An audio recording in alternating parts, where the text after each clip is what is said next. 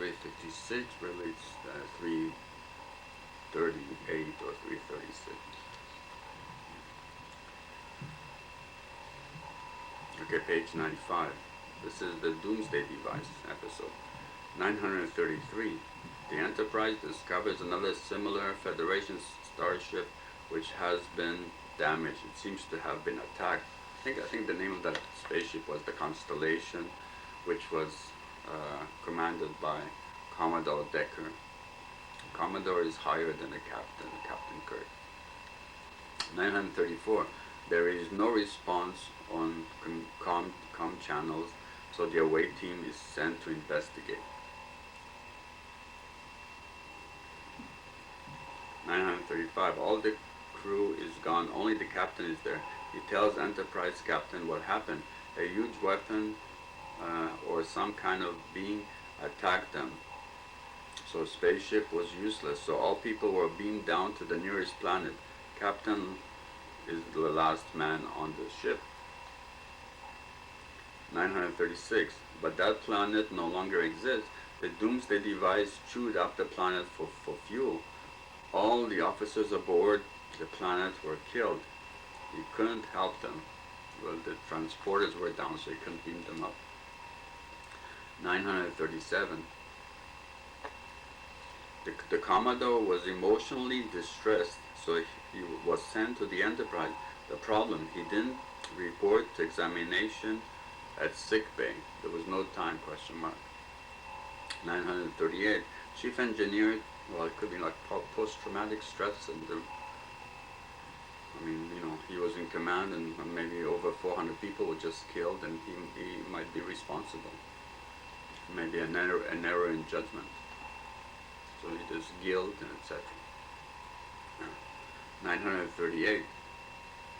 Chief engineer checks the damaged spaceship, says warp drive is useless, but he may get impulse power. 939. Aboard the Enterprise, the Commodore says to attack that device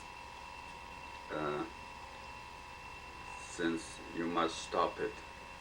First officer, because the Commodore went, there was the spaceship was hit by some kind of weapon fire, so the Commodore went to the bridge instead of going to sick bay.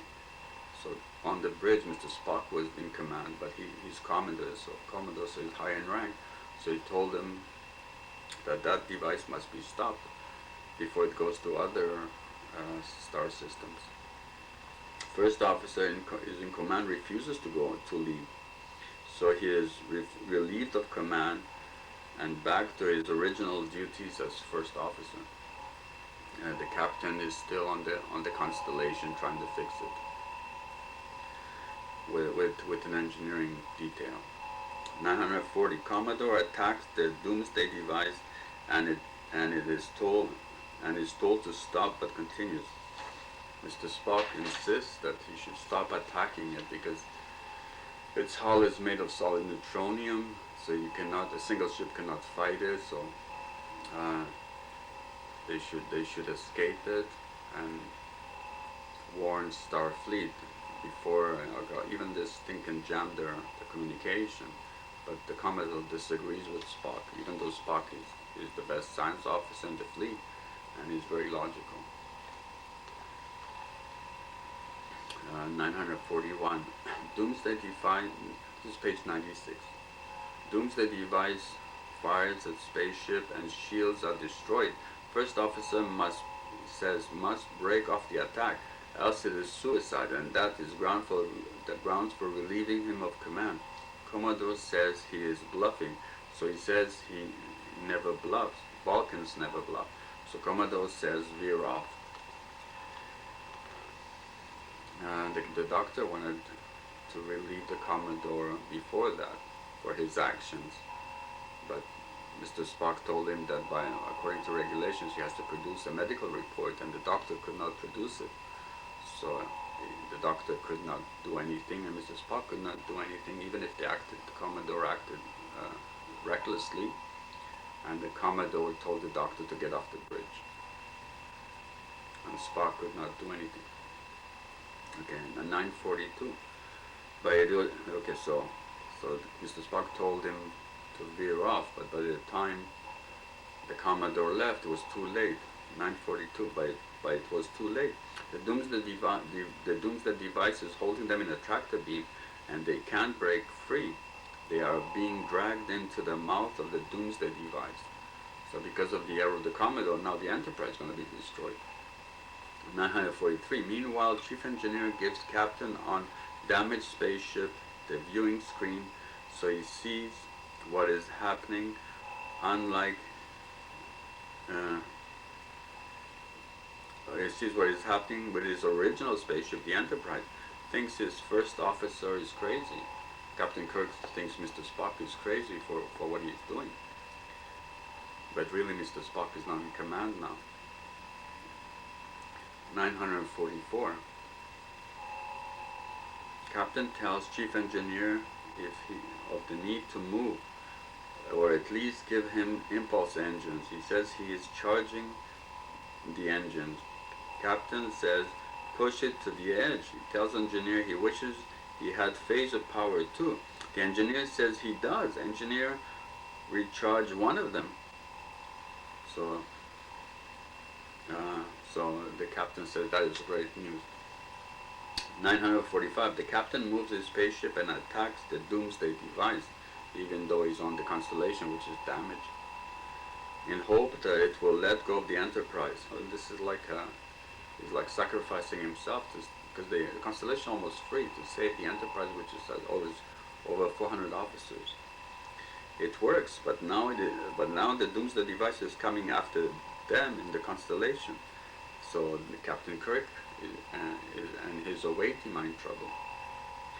But the Commodore distracts the Doomsday device by firing at it again.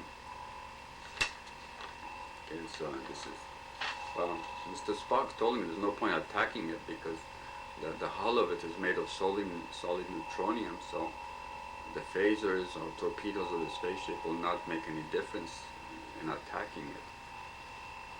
Okay, this is page 97. 946. Both spaceships, Constellation and Enterprise, are no longer attacked. It seems the Doomsday device ignores things beyond a certain distance. These are two spaceships, top of the line of the Federation of Planets, Starfleet. Officers trained at the Starfleet Academy. But the Enterprise is the flagship of the Federation. Captain Kirk being the greatest captain. 947. Communications between both spaceships is re-established, and Captain wants to speak to Spock to get ship status, but Commodore says he is in command of the Enterprise according to every rule in the book. Again, Commodore is higher in rank than Captain or First Officer. Okay. 948. Captain says you are the lunatic who attacked that Doomsday device. He says you are speaking to a senior officer, Captain. Captain tells First Officer to take command of the spaceship based on his personal authority as Captain of the Enterprise. 949. First Officer relieves him, the Commodore, but he resists, so he threatens to place him under arrest.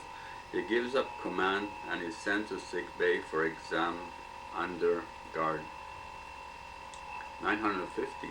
First Officer says he can register a complaint about his removal from command, assuming they survive to reach a star base. Problems. The crew agreed. 951. Captain tells him to circle a path around the Doomsday device and come to him to pick him up. 952. Doomsday device was causing subspace interference, so they couldn't send messages to warn Starfleet.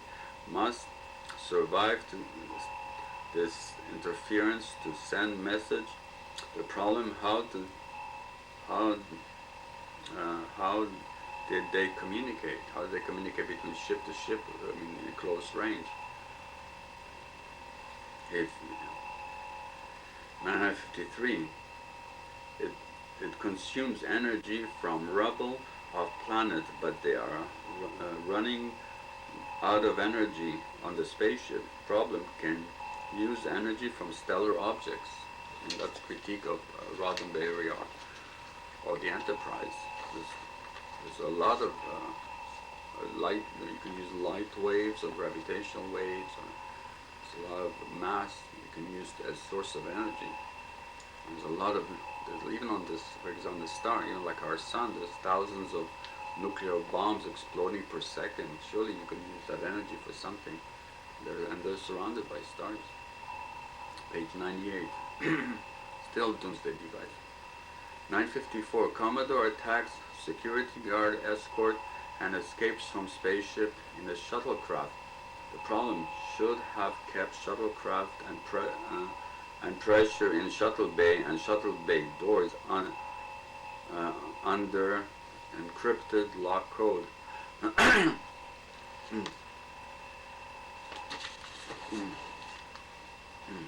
Okay, 955. They detect that the Commodore escaped too late.